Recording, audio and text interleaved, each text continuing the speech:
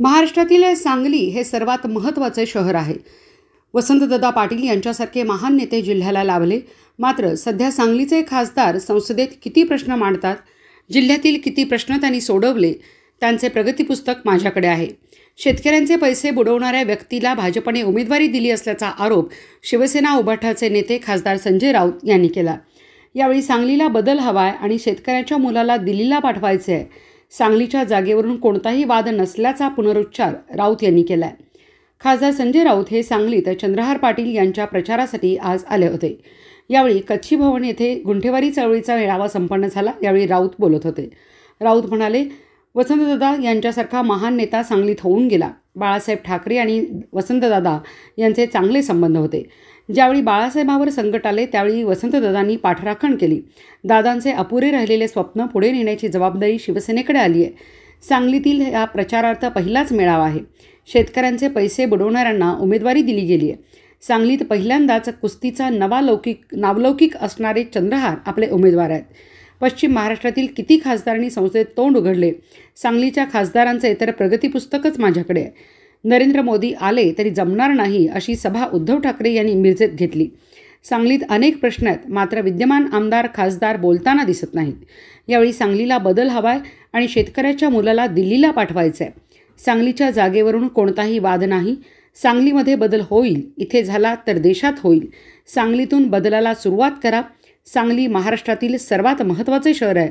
सांगलीकरांनी 10 वर्षात केलेली चूक सुधारू, असे राऊत म्हणाले। महाविकास आघाडीतर्फे निवडणुकीला निवडणुका लढणं ही काही श्रीमंत लोकांची, सहकार सम्राटांची व्यक्ती असलेल्या भागामध्ये समजलं। त्यांच्याकडे फार मोठा आर्थिक भांडवल आहे, त्याचे कारखाने आहेत, त्यांच्या कारखान्यावर 100% कोटीचं कर्ज आहे त्यांनी पुरवलेलं आहे। त्याने शेतकऱ्याचे 1500 कोटी रुपये पुरवलेले आहेत। अशाच लोकांना आतापर्यंत या भागामध्ये काळाच केलेला आहे आणि ह्या वेळेला सांगलीमध्ये प्रथमच एक अत्यंत सामान्य कुटुंबातला शेतकऱ्याचा मुलगा ज्याने कुस्ती क्षेत्रामध्ये महाराष्ट्राचं नाव लौकिक देशामध्ये वाढवला, सांगली जिल्ह्याचं नाव लौकिक वाढवला असे चंद्रहार पाटील डबल महाराष्ट्र केसरी त्यांना आपण उमेदवारी दिली।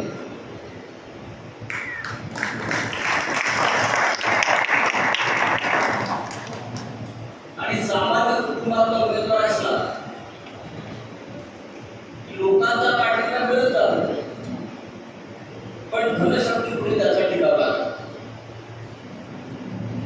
आणि म्हणून चंदन दादा तुम्ही त्यांना आज 1 लाखाची मदत केली, 1 कोटीपेक्षा जास्त असेल। जेव्हा उमेदवार अशा प्रकारचा चारित्र्यवान लोकांमधला असतो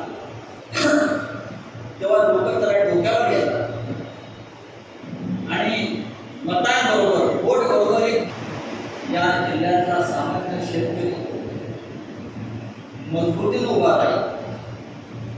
कारण चंद्रहार पाटील सारख्या शेतकऱ्याचा मुलगा आज सांगलीचं नेतृत्व करू शकतो,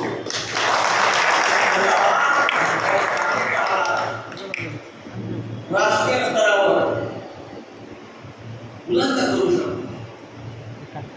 खूप लोक आपण पाहिले गेल्या काही वर्षात या सांगलीतून भले लोक आपण निवडून दिले या पश्चिम महाराष्ट्रात, त्यांनी किती वेळा संसदेमध्ये तोंड बोलले मला विचार, तुमचे विद्यमान खासदारांचा प्रगती पुस्तक माझ्याकडे तुम्हाला देऊ शकतो। कारण त्यांना या सगळ्या भाग सांगलीत जिल्ह्यातला सगळ्यात मोठा पाण्याचा प्रश्न, पाण्याची समस्या अत्यंत गंभीर होत चालली।